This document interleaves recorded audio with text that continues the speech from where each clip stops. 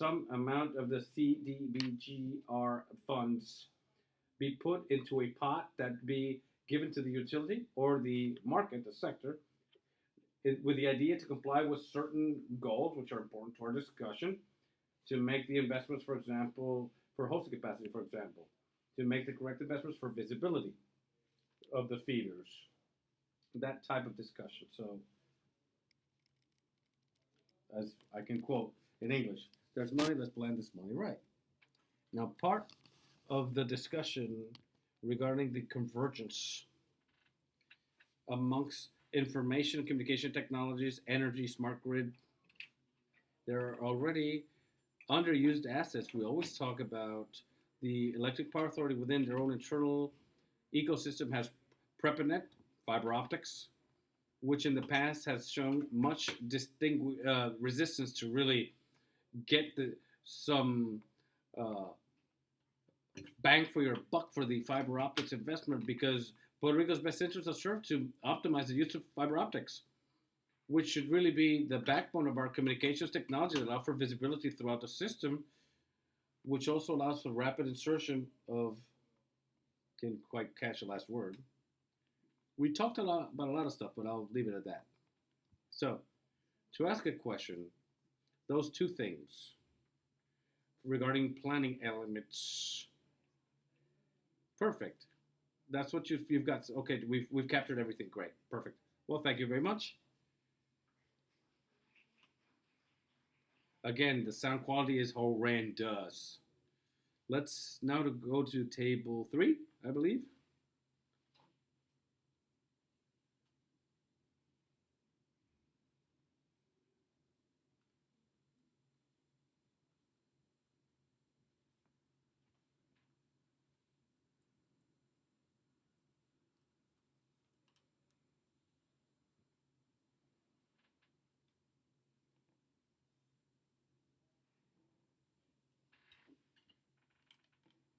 There's currently no sound at the interpreter's area. Oh, here we go. Here we go. Push a button, I believe. Got it. Okay. Spanish or English? Spanish? Okay. Oh, pardon me. It's just a habit. We focused on rethinking the IRP proceedings so that we take account of MWA opportunities. We're still trying to determine MWA. For me, that's a rap group.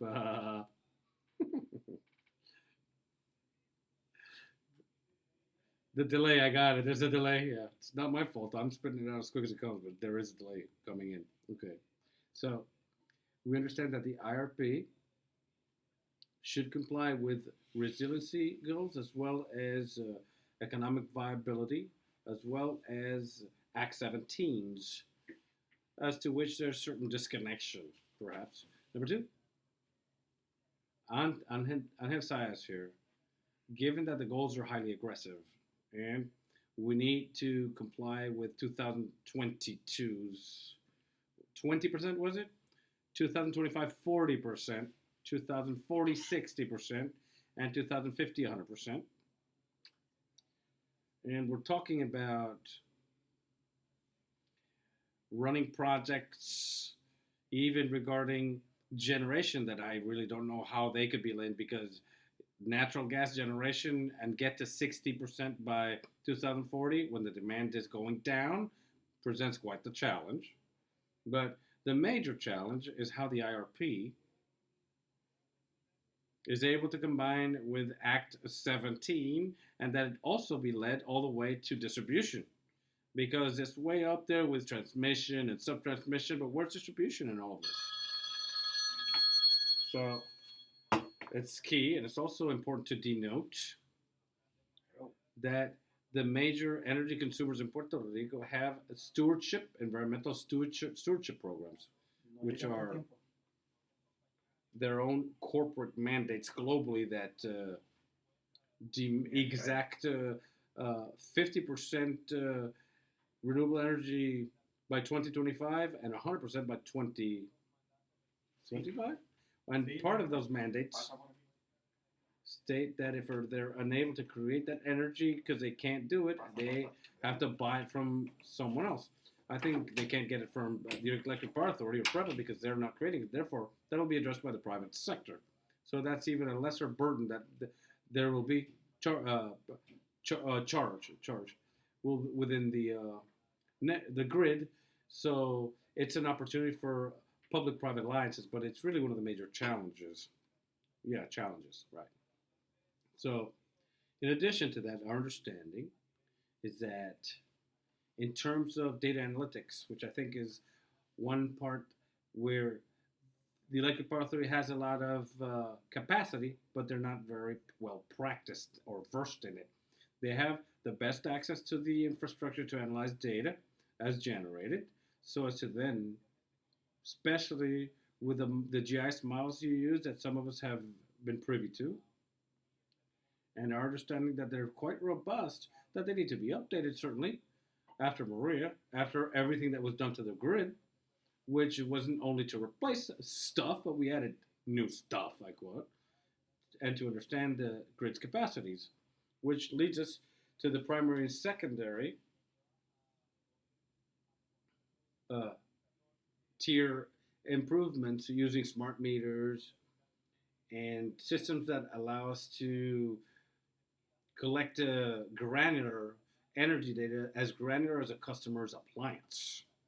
Not only the home, but really all the way down to the appliance, the fridge compressors. And that's a value added that you can generate. And that data can be sold and it can be developed into applications. So that's another value added that could occur uh, via the Electric Power Authority, PREPA. And feel free to interrupt me, Angel. That would lead us to determine the hosting capacity. GIS obviously would tell us where the grid was prior to Maria. It doesn't tell us where the grid is or how the grid is. Especially our Electric Power Authority friends are explaining that perhaps there's not the capacity to understand what capacity there is between the transformer and the house meter or the business meter. And that's very important data with which we can perform a hosting capacity exercise as to how much can we use, how can we improve that grid as is without having to invest too much capital in and make it more attractive and not to ask so much money from FEMA. So likewise, this very granulated and highly detailed data that can be gleaned, because all this requires money. How much does thus achieved require in terms of additional resources? And even if all that takes 5 years, 4 years, I don't know how long. Our goals are 2050 people, and if we don't have the base, what is it worth to have a lofty goal? It's going to happen as would happen with Act 82, where we at 12% by 2015, remember, and in 2020 we're already here, 15, and where are we at? 2-3% max. So if we don't put word into action or put action into word, I think that these goals have to be achieved with existing resources, and if I understood correctly, hosting capacity. Once we identify what is that currently to date, how much is distributed generation or renewable injection to allow, at least for us who are designers and integrators, can see that on a map and determine that. So short term, if short term is 5 years, these two things have to happen stat. Otherwise, we're not going to be able to advance towards these distribution goals that we continue to improve. And note that this has happened in Puerto Rico before.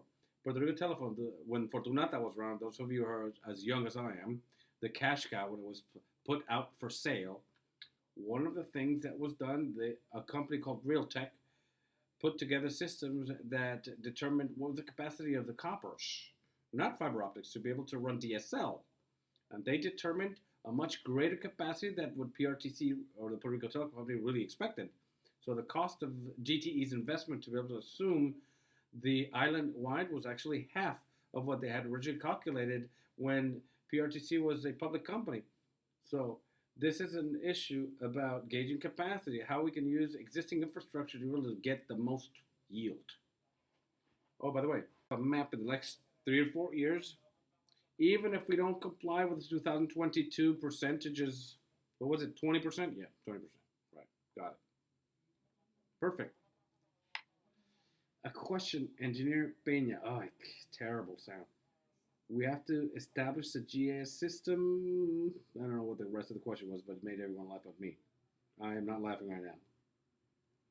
Somebody said something about just waving a magic wand. Well, money, or just like the engineers were saying here, the major problem is that the Electric Power Authority's GIS isn't updated, hasn't been updated.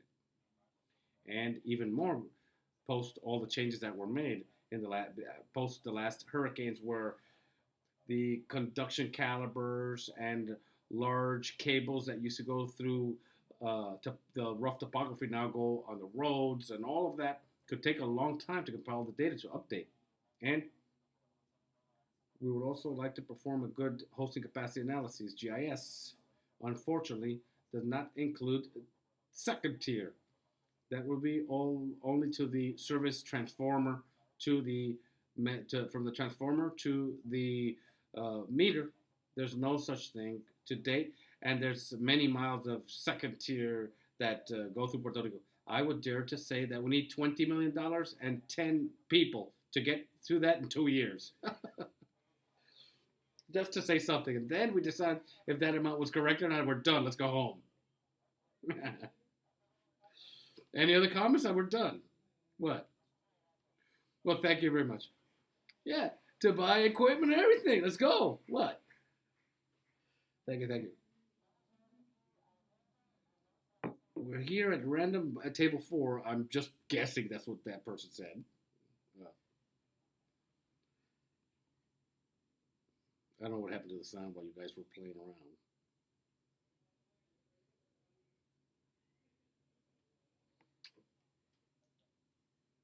Sounds like people are speaking through a can full of noodle soup.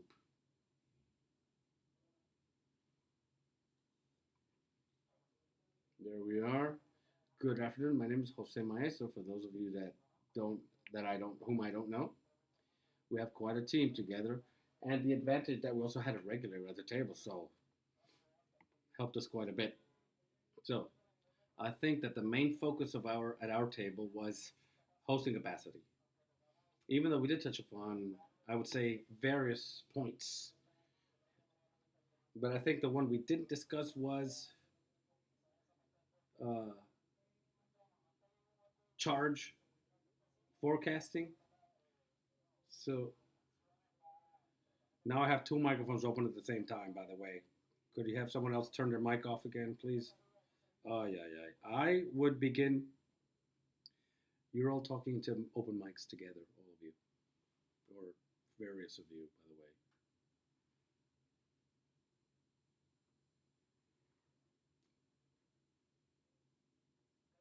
the way. Okay. Charge forecast. I'll say I could speak in English. Go to Spanish then. Para this is as if it were requested by Tomás and Peña over there at their table. Evaluar y mantener los estimados actuales de capacidad. Just as I have mentioned quite a few times, it's to place the bell on the cat. What's the personnel or staffing that's necessary? Well, so we don't say we need 2, we'll say we need 20. And the amount of money, the technical requisites necessary to be able to do those computations for hosting capacity. One of the comments, and this is my own, brother, is that usually during these meetings, the ones that run the budget aren't here. So I think it's important to note that people involved in decision-making processes also participate in this type of exercise. By the way, there's more than one mic open, and I can hear a bunch of people in there. On top of the fact that the sound is terrible. Okay, so we have to get together, and we actually convinced our table because there's a proposal of mini grids on the floor. So for IRP style processes to occur or proceedings, but for more regional areas, which are the mini grids that have already been proposed in the IRP at the transmission sphere. And here we entered a little bit as how to mix both processes or to relate them. Perhaps not mix them, right? Wouldn't be, it's not the right word. You're going to see that they're intimately related and to also identify those areas that we already know that are very congested, but other areas that maybe could benefit the MWAs that we had been discussing today. So, not only, but if we begin to identify these areas, it's much easier so we don't send out people to run projects in areas where it's not necessarily or that are too congested, but where the utility needs that generation the most or that efficiency, for example. From the other perspective, we can work with that area. That's basically goes back to hosting capacity. In fact, it's also related to, with this, it's pretty intimately related. And to develop the hosting capacity, por favor, ven acá, with a formal process, that it not be processes where you just ask people for their opinion or to make an estimation, but rather a formal process like those done at the Bureau that I understand could be linked as well.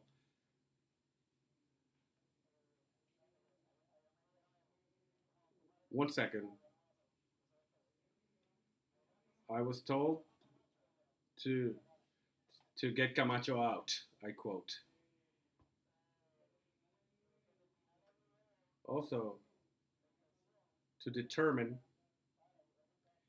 the investment necessary. I think this is super important. I think this was similar to the large renewable energy projects where it was determined that the grid can tolerate up to X. And in this case, if we want to get to that 100% renewable energy, what degree of investment is necessary in hosting capacity to get there? So what we're saying, we're going to get to renewable energy. Well, what is necessary specifically to achieve that? Obviously, like Angel said before, these are many millions of dollars and a lot of work. But we need to know how much it is in order to begin. And this is not only to identify what investment is necessary, but to give priority. It would be the ranking. And the translator may forgive me for all the Spanglish. No problem. I have no problem with the Spanglish, just a horrible sound. So the priority given to investment in order to increase that hosting capacity. And this is not totally related to hosting capacity, but we did begin to work on other types of solutions which are not necessarily solar PV. We talked about landfill gas, for example, as well as other solutions.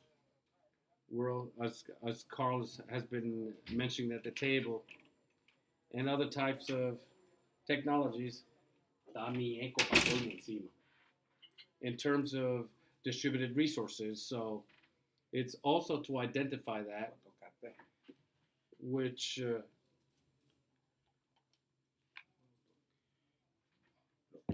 are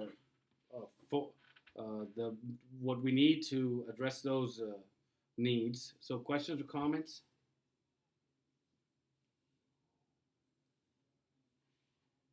What were the three? I think the first, the managerial audit in terms of staffing and necessary requisites to perform the analyses for hosting capacity. I believe that would be a priority. And I think that at the table, that was the main issue we discussed. And once the investment is identified, how we give priority to those projects. And that it all be a formal process. Could you expand on that a little bit? Sure. Once the audit is done, to put it into action through a formal execution process. just as with formal proceedings involving the regulations that are being developed here, well, to develop perhaps regulations or processes in order to modernize our electric grid on the island. Great, perfect. Would you add your comments as well? Well, isn't it great that you commented regarding paralyses? Was that you? No, that was the table over here. Paralysis. Oh, go to Spanish. Crear resiliencia a múltiples niveles. En un lugar como Puerto Rico, donde todo el combustible viene de barcaza, en una situación tal como María, no pudimos hacer llegar el diésel. Si podemos producir el diésel utilizando pirólisis con plástico, puedes descomponer los plásticos en un RD1 y un RD2. Porque el combustible usualmente es para las calderas, para las grandes compañías, hospitales, etc. Uno puede poner las cosas a correr rápidamente después de un evento sin tener que esperar por esas barcazas a llegar. Por ende, that's a great idea. Going in English, the paralysis thing, creating resiliency, great. Bueno, le diré que si uno puede secuestrar los metales pesados y el sulfuro, lo logras. Y hay una compañía quien tiene una patente y es una compañía puertorriqueña que de hecho lo va a hacer en Kauai, no aquí. Así que mantenga eso en mente, es importante. Oye, me alegro que tenemos una variedad de partes interesadas, ¿ah? Any other comments, please?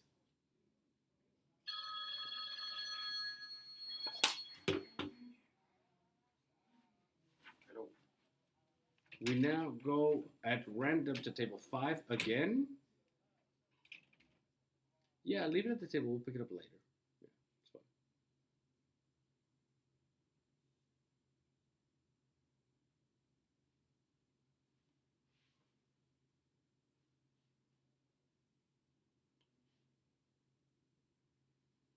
Stand by. I believe there's no one speaking on the floor. At least no one's coming through my ears.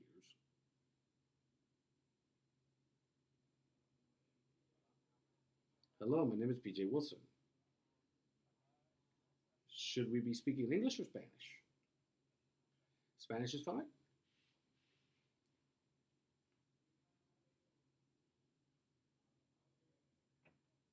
Oops, it's English. No. Can you hear me now? Great. First hand, a comment.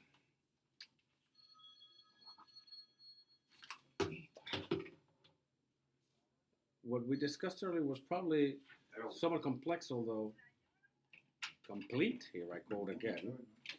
But our discussion was very similar to the other groups. And it seems that the next steps have been depicted quite clearly. Our group, the three things we discussed are first, more resources in order to employ individuals or personnel, and also to purchase smart equipment. Now, the first thing is to get more personnel on board. There are very important departments that have gone from 10 people to one person, from 10 people to 2 people. And I believe that it should be possible to find the money for this easily, given that there's more than 50 people retiring from the Electric Power Authority every month. That means that this year there's already 300 people who left. Well, if we hire 50 more people to place them where they're most needed, I get it, it's good, no problem. Where they're most needed, the money should be there. We need to work on the already approved budget and assign the funds where they're needed. I'm not sure if that will be a problem, but here we're talking that we need more people in these departments in the regions. I don't know how many, but maybe $3 million that is already in the budget currently. It should be possible. We shouldn't have to wait for any other proceedings. Now, smart equipment, we don't know exactly what we need, but we need to do an internal inquiry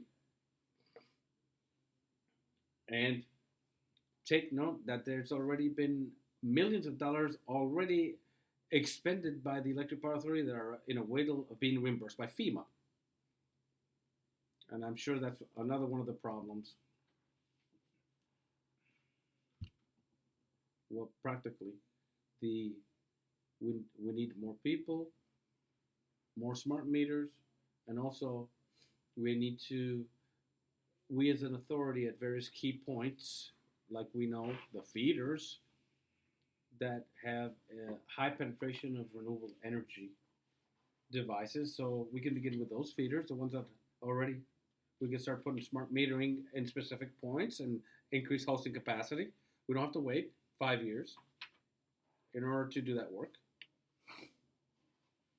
Not all the feeders, right? But we, as the Electric Power Authority, we know that there's we have feeders that do have a lot of capacity for photovoltaic systems. We can begin there.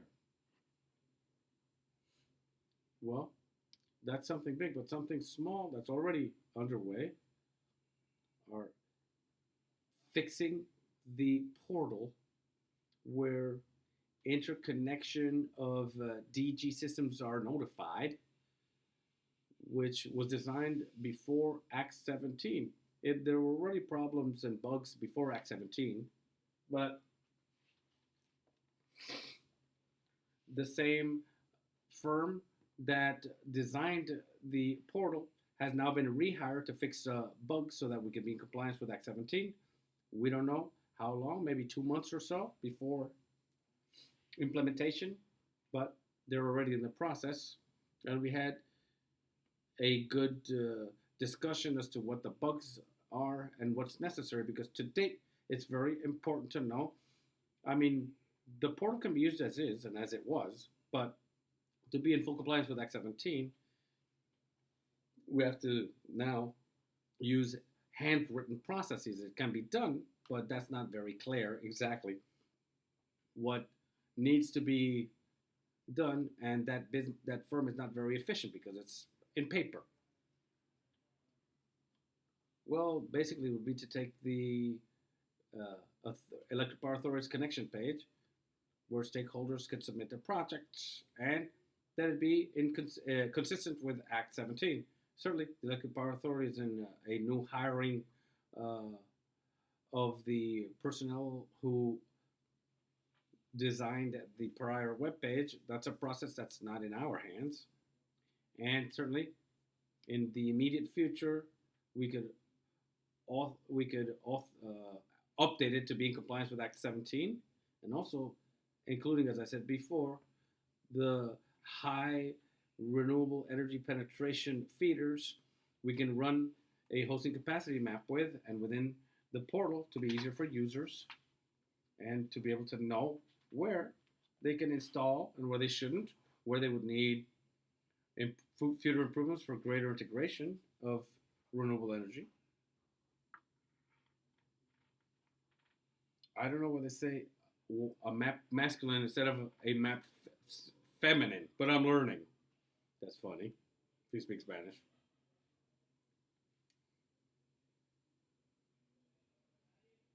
BJ. Those are the mysteries of life, BJ. So, one thing. We have already heard most of these issues, but an analysis regarding the necessary improvement for the system to include the 1,300 feeders. What are they? The first 50, 100, 300 that we need to improve, replace, or improve, as well as a hosting capacity map and the GIS system needs to be involved to know where to place the feeders as well as secondary tier lines, second tier. And we need money to subcontract some of these surveys to make them a reality. In fact, just as so many people have already explained, we need to improve our GIS, which is practically our soul, the heart. That's not only the source of photovoltaic and renewable uh, additions, but also power flow, short circuit studies, demand increase, charge increase studies.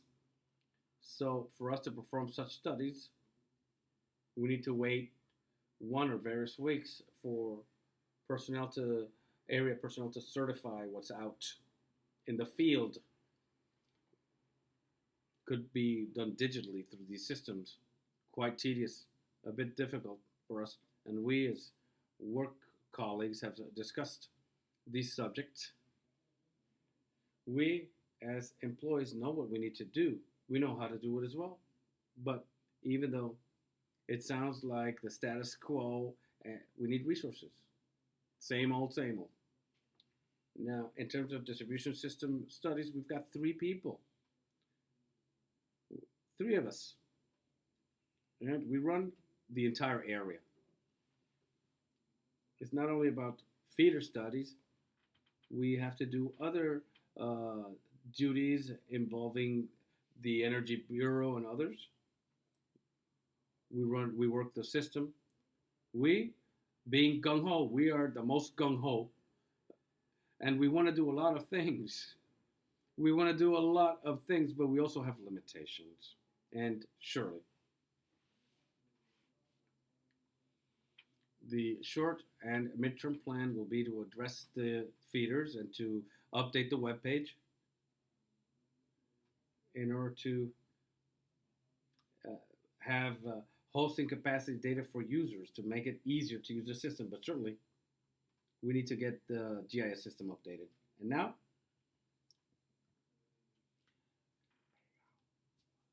the capacity issue is very important. Our experience post Hurricane Maria, I worked at the various districts in the region. It's much more difficult to work second tier than first tier because there's a lot more segments, more distance, more lines. Yeah.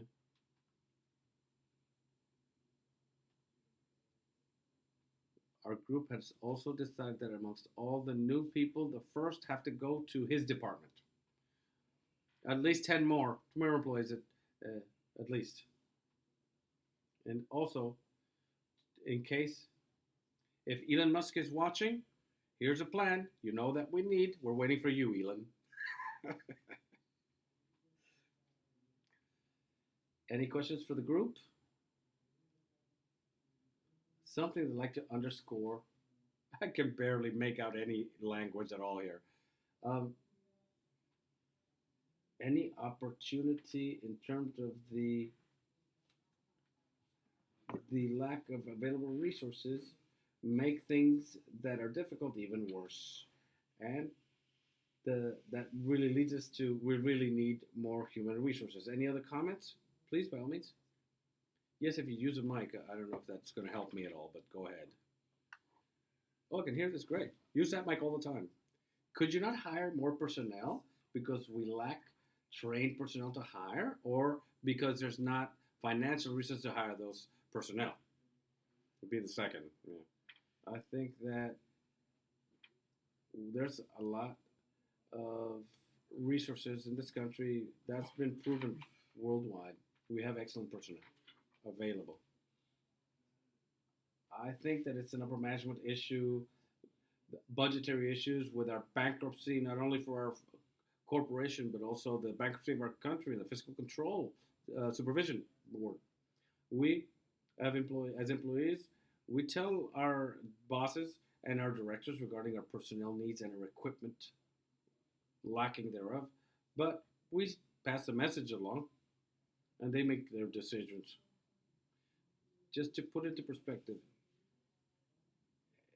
the flow studies needs throughout Puerto Rico go through these three people. That's it. That's all there is. Well, let's hear it. And now we go randomly to number one.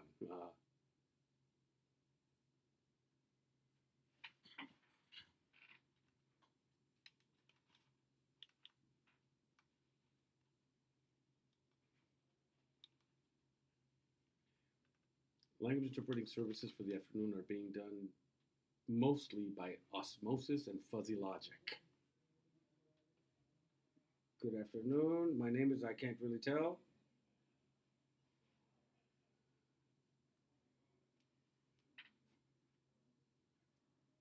Can you hear me now? Well, most of these concepts have already been discussed throughout the day, and we've seen the same presentation, so we'll be pretty brief.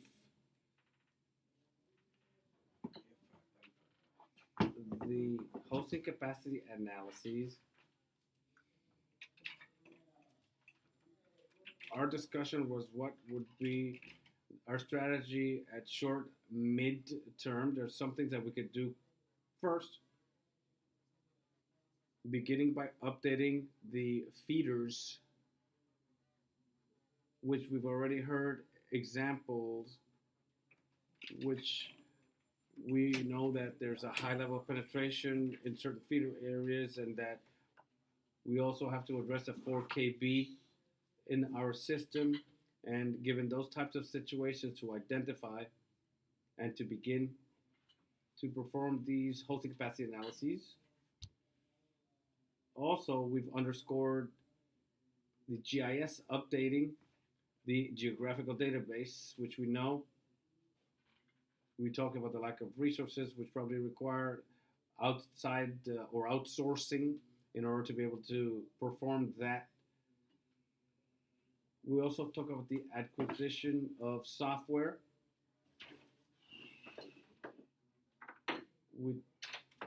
I can't make this out. So we need greater capacity, and I'd add visibility via the various feeders, which is metering, to be able to complement the types of analyses that are required. Another criterion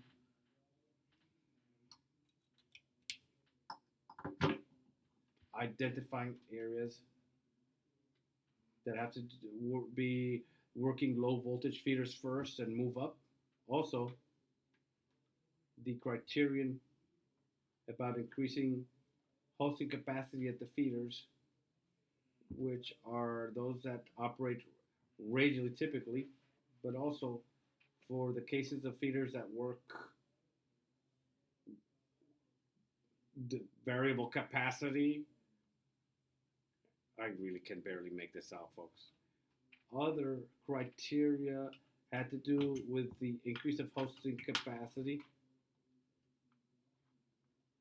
like the commercial and residential, and the DG connections, which really lack knowledge as to what the conditions, and that would be also probabilistic forecasting. Other things that we've already heard is to improve the hosting capacity analyses, and that the process be transparent so that they be part of the result.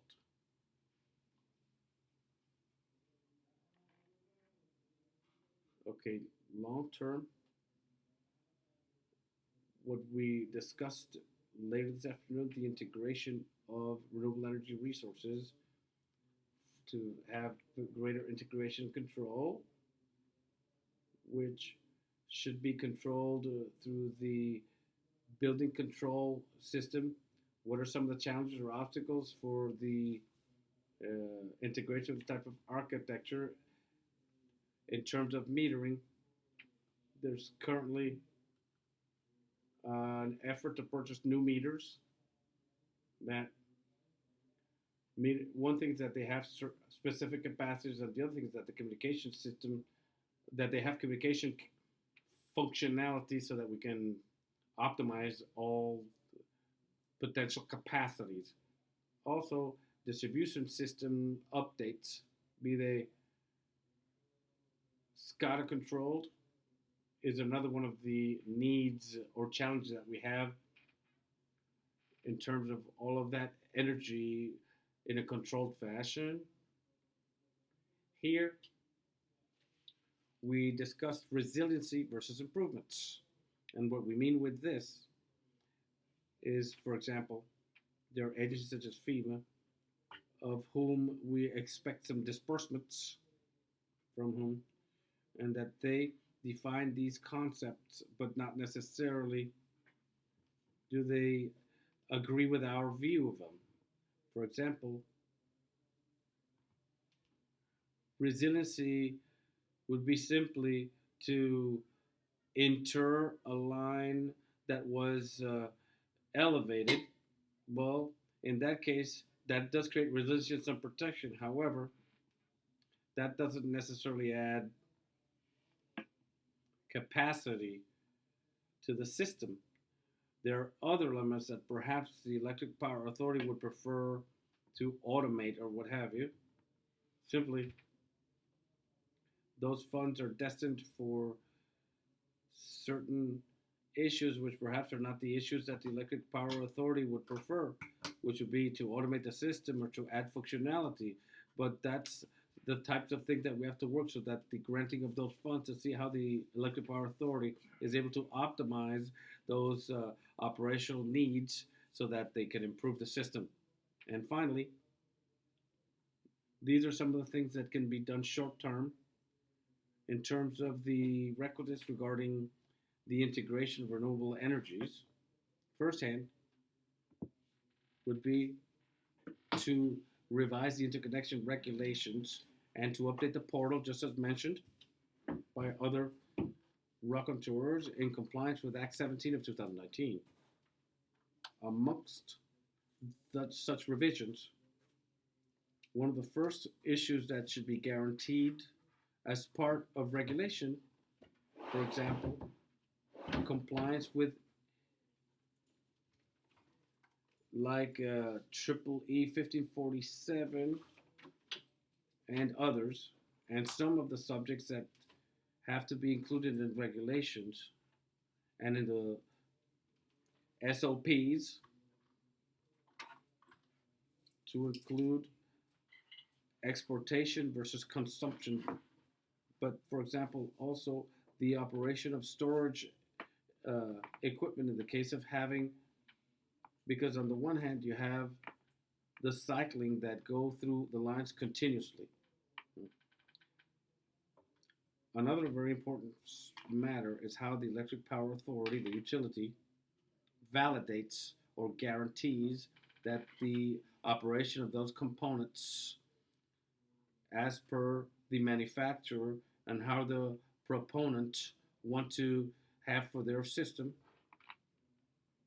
that there has to be a guarantee that that mode of operations are not going to be altered by the proponent or by the client themselves.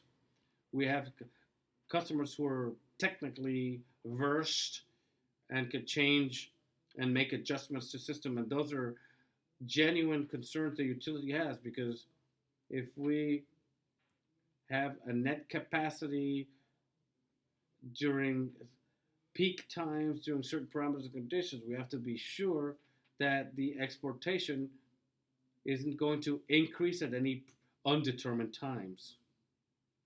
I'm not sure if Luis would like to add anything. Well, certainly, regarding distribution system planning issues, everything that has to do with technical analysis is more than important, which we're considering. And also, it's important, as mentioned at the beginning, cost effectiveness that may also be achieved, because that also incides on the ratepayer as well in their bill.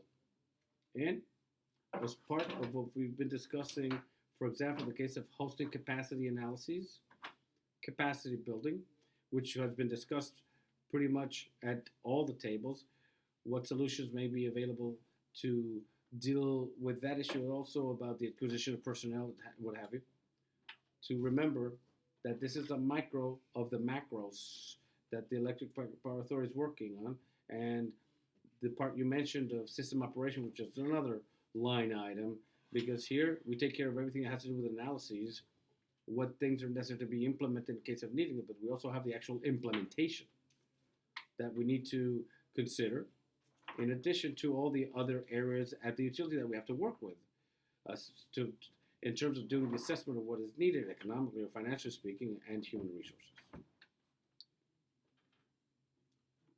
Briefly, regarding the concepts of resiliency as a response to improvement, to see if we're able to understand, because it's been determined that to inter-align adds resiliency and dependability. To inter-align, as far as I understand, is we're going to inter-align that was already there, instead of taking advantage of the opportunity to perhaps add a higher caliber line at the time we're doing it. For example, if we're going to open up a wall, why do we add a phone cable when we could put fiber optics? And as far as I understand, that you're saying you need to open the wall, but there's only funds to replace it with what was there. Oh, I can really barely make out anything here. In our mitigation plans, we found some resistance, just as you indicate, in terms of optimization of the operational. For example, if we take a complete line that is, and we want to inter it, but we don't add any automation elements with perhaps controls, it may resist the inclemencies of time, but we're not adding any value operationally or in terms of optimizing resources. So it's not that we're not making any gains, but it would be worthwhile to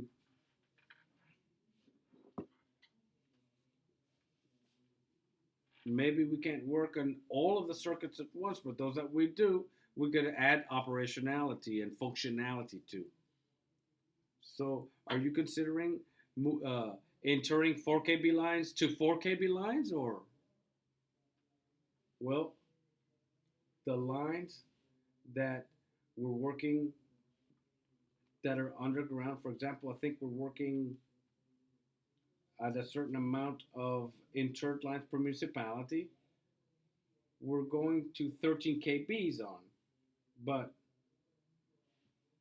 that would imply the fact that many towns on in the island that don't have 13 kb, we'd have to then replace the transformer and other parts in order to have the protection and the transmission functionality. So one thing leads to the other. We understand that, in fact, for example, 8 kb voltages, there may be features or additions that can improve conditions, but then the voltage may not be converted.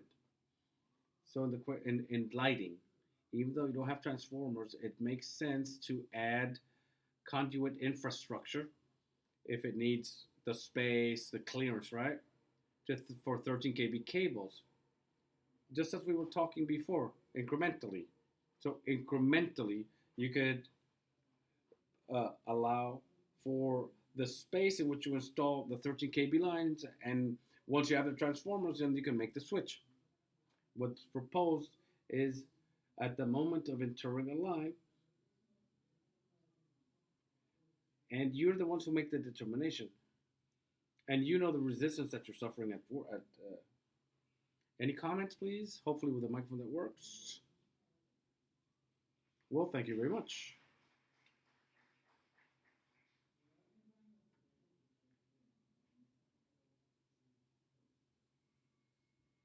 Okay, so now randomly, number 2, right? Right. Please give him a mic that works. That'd be great.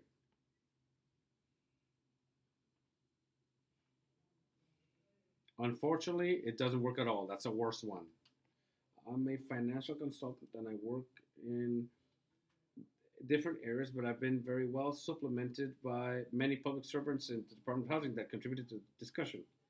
Now, focusing on the macros,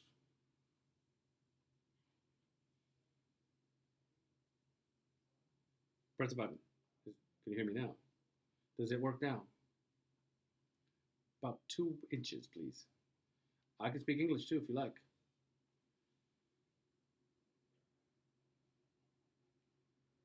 Con mucho gusto hablo inglés. Estaba diciendo que fue muy bien suplementado con mi equipo, con un grupo de servidores públicos del Departamento de la Vivienda, quienes tenían muchas ideas para compartir gracias a ellos. Nosotros nos enfocamos demasiado en el macro. Ustedes han hecho excelente trabajo en abordarlo. Nosotros nos enfocamos más en soluciones más simples y soluciones que son fáciles de implementar por gracias y quienes se han hecho en muchos otros lugares. Por tanto, si tenemos un problema de capacidad, ya sea durante horas pico o demasiado baja, en ciertos momentos cuando no podemos añadir energía renovable, vamos entonces a implementar facturas por tiempo de uso que se ha hecho por todo el continente y ha sido muy efectivo para impulsar la demanda a diferentes momentos. Sin la inversión pública, incrementamos la capacidad del sistema y esto ocurre de inmediato.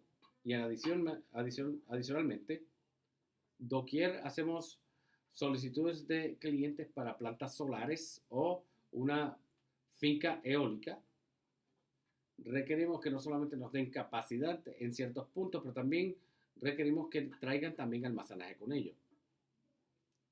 Y eso es para poder lidiar con producción y validaciones para probar cargas base. Podemos hacer lo mismo en el ámbito residencial. Le podemos decir, lo ponemos en el sistema, le damos un metro, para medición neta, pero estén atentos que hasta cierto por ciento cuando sea necesario no le vamos a comprar energía. Así que nuevamente es importante cuando sea necesario, no al azar, no cuando nos plazca, pero quizá 10% del tiempo cuando hay demasiada energía entrando al sistema y entonces pueden ir a ciertos usuarios para la energía distribuida y simplemente pueden limitar la producción. Luego que el problema desaparece, empiezas a comprar la energía.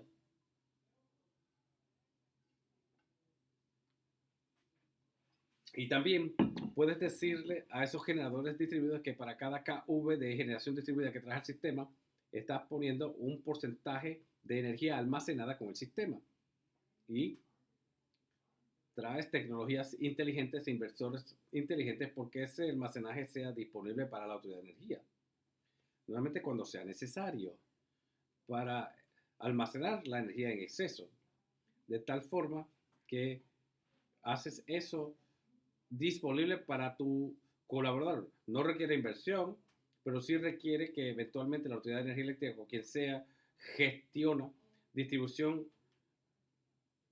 y generación para que puedan sacarle ventaja a ese almacenaje y que puedan limitar usuarios en particular y así lo haces como requisito y la gente puede conectarse de inmediato y puedes seguir añadiendo capacidad, que es la meta final, que es convertir el sistema en un sistema de energía renovable versus uno de combustibles fósiles. Esas son soluciones simples. Preguntas. Creo que yo hablo un poco sobre esos códigos, así que, ¿cómo visualiza?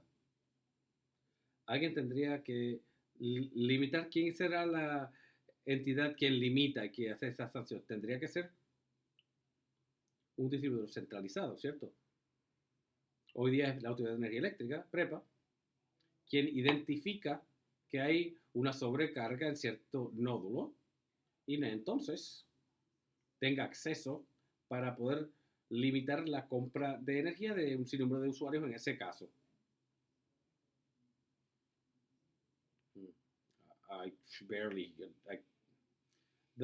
Eso se está haciendo el día de hoy con fincas solares, con fincas eólicas, porque la tecnología ya está allí disponible. Solo para añadir, en términos de las tarifas por tiempo de uso, ahora mismo la Autoridad de Energía Eléctrica, desde que, no recuerdo, creo que en 1990 y pico o algo así, ha incluido, de hecho, desde 1989, creo antes, y quizá antes,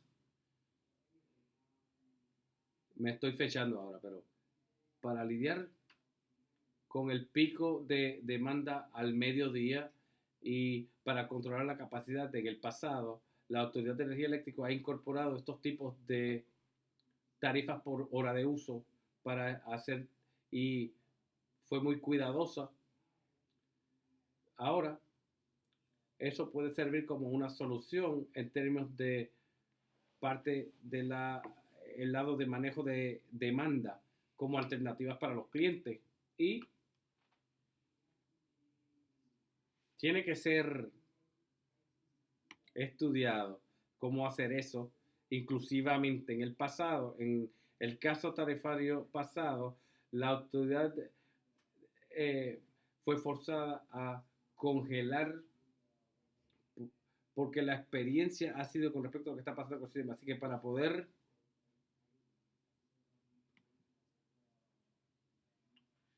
trabajar con los problemas creados por la integración de todos los sistemas de generación distribuida, disculpe que mezcle español con inglés, estos DR de nueva generación, casi todos son sistemas nuevos, así que sí tenemos ese problema. Así que para poder lidiar con ese valor que va a ser experimentado por la utilidad, tenemos que lidiar con ello porque entonces hay que compensar para atender al mapping para poder atender por la demanda durante la noche. Así que ahora mismo el asunto tarifario no está funcionando como debe debido a los resultados del caso tarifario, pero quizá en el próximo caso podemos lidiar con la introducción de tarifas que sean para los periodos pico y no picos, pero también quizá la incorporación, no estoy seguro sobre la alternativa de limitar, pero quizá podemos utilizar algunas alternativas para respuesta a demanda, tal como sistemas personales o residenciales con batería podrían quizá gozar de una tarifa privilegiada si utilizan o proveen sus productos en momentos que serían convenientes para la autoridad. Se puede hacer combinaciones. Le puedes pedir a los consumidores que quieren estar conectados, que quieren ser medidos netamente, por ejemplo, carga base. Así que, dado que no sabemos que el sol va a brillar entre las 12 y las 2, pero si esperamos que se generen, tienen que utilizar las baterías como refuerzo para que se cubra X cantidad de energía entre las 2 y las 2 y las 2. Y así tú me garantizas esa cantidad de energía y tratas de reconciliar de esta forma todas las cosas que están incluidas, todas las medidas que quieren añadirse en términos de penetración de renovables y eficiencia energética y todas esas cosas, pues hay que contemplar un balance y contemplar alternativas para manejarlo. Y estoy seguro que cuando llegue el momento para que los programas de energías alternativas que estarían disponibles en algún momento, pues tendremos que hallar cómo balancear todo ello con 100% de generación renovable, que será la meta final que el gobierno puso en efecto. No hay duda que las macroinversiones y todas estas tecnologías inteligentes y visibilidad, todas estas cosas tienen que ocurrir y pasarán eventualmente, pero toma mucho capital. Y que no es, y estas son soluciones bien simples que se pueden implementar de inmediato. Any other comments?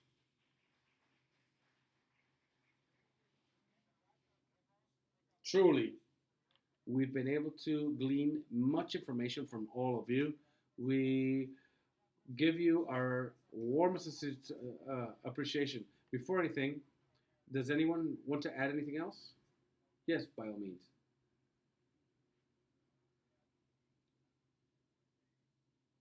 If I can contribute something, there are two aspects. One is the interring the primary cables. My understanding is that there are alternatives when one goes to implement the microgrids and the charge groups. The secondary cable can be interred when the charges are joined at the secondary tier, or the second tier. Then they get joined at the primary. Then the primary is left suspended in the air, but the secondary could be interred, which is more simple. And that's where you cover the main purpose of microgrids, especially in rural areas, at which when difficult times arise with extensive time periods, then you already have groups of 10 or 12 houses in the case of residences. And well, and when you have hanging cables in more controlled areas, you can improve. That's a protected microgrid in the case of extensive outages. The other thing, in the case of GIS, my understanding, I had the experience of with two people collect data in a close to 17 square mile grid in 2 weeks. If that can be extrapolated, it was simple. I did the reading with a Solocate app.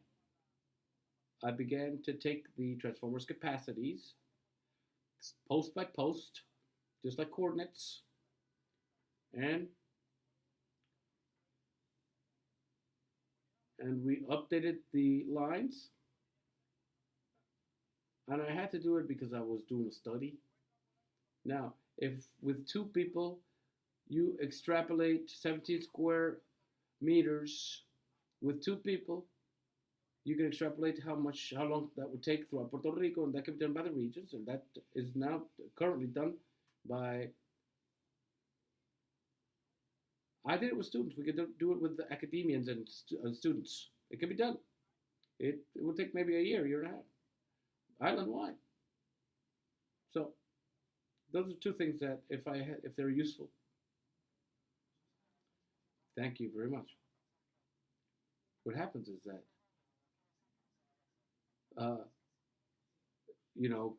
keep waiting doesn't mean it's not going to be done, because it needs to be done.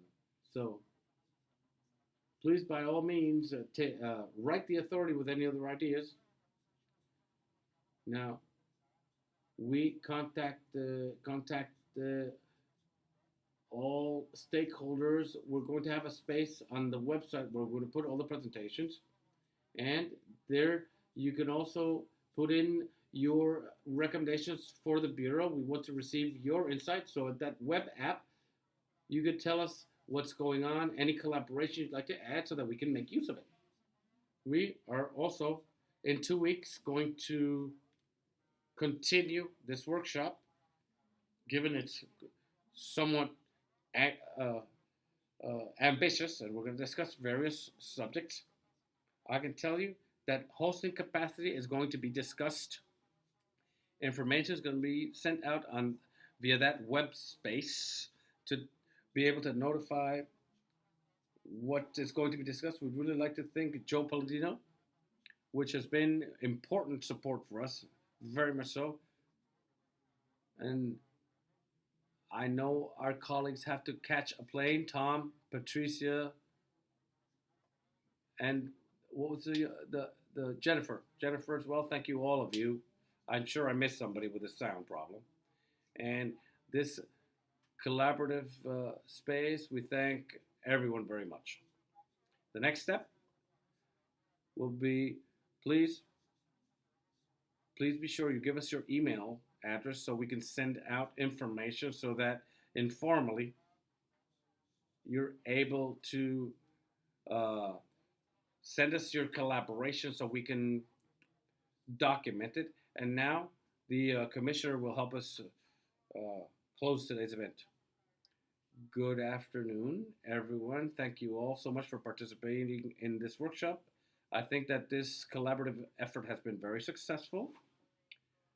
All the participants' insight has been very valuable, and I believe that the next session we'll be able to work more in detail in the different subjects. And these two workshops, these two sessions, are the first round of various workshops. Those of us who are here, I understand you're all duly registered for the 30th. We are going to be sending you a reminder in such a way that it's very valuable for us to capture and take advantage of everything that was discussed today in the following sessions. There may be some other new faces from people that, for whatever reason, weren't able to be here today. So we expect to see you all on the 30th and throughout our efforts, which between workshop and workshop, we're going to be communicating with all of you via email as administered by yourselves. And at some point, we're going to begin to create some task forces or work groups, which will be similar to the breakout groups that we've had at the tables, and who will work internally and then report to the Bureau as to the results of those efforts. So we're going to try to give some structure to all of this so that the work continues amongst the participants externally, and we're able to end by the end of December with proper concept, principles, and guidelines as to what must be done, so that the Bureau in turn is able to draft a regulations draft that includes all your insight, similar to the one that you may have seen for the IRP as to what a plan as presented by the Electric Power Authority has to comply in terms of, in this case, distribution. And at the end of it all, the purpose of our efforts is to end up with a comprehensive planning program, and that we're able to put together, probably prior to the next IRP, both processes. That way, the Electric Power Authority can present a plan that has generation, transmission, subtransmission, and distribution. And in this way, we can take full advantage of how one process informs the other, because they all have influence upon each other. And that way, we're able to see things more holistically and comprehensively that allows to optimize and maximize investments made by the Electric Power Authority, especially in the case that the Electric Power Authority's finances are not the best right now, and there's a lot of work to do. So we have to invest our money well invested. So thank you again, all, and have a great weekend. And I would be remiss not to thank all of our personnel who was with us from the Department of Energy, without whom this workshop would not have been possible to enjoy the experts that we had here. So thank you very much once again to them. And we're going to have you here on the 30th again. So this conversation is to be continued. And the homework that we're going to have shall continue. So thank you all very much.